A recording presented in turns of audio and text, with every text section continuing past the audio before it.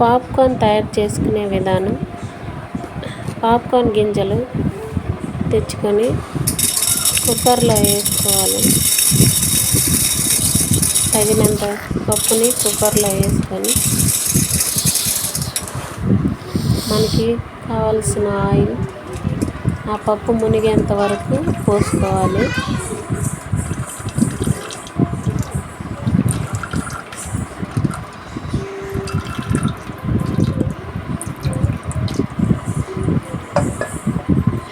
Oil పోసుకున్న తర్వాత 1/2 table spoon salt, 1/2 table spoon పసుపు వేసుకొని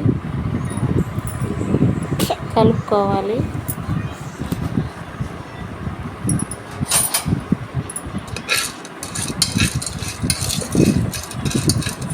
ఇలా కలుపుకున్న మిశ్రమాన్ని గ్యాస్ పైన పెట్టుకొని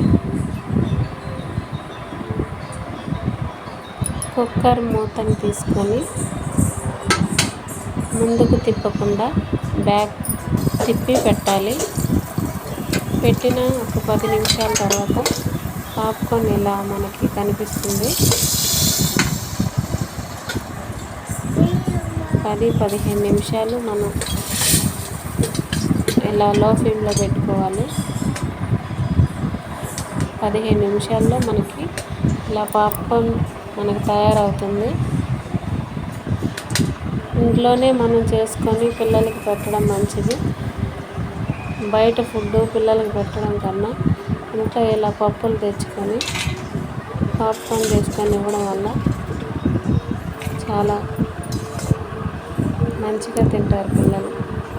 చూడండి ఎంత మంచిగా వచ్చిందో.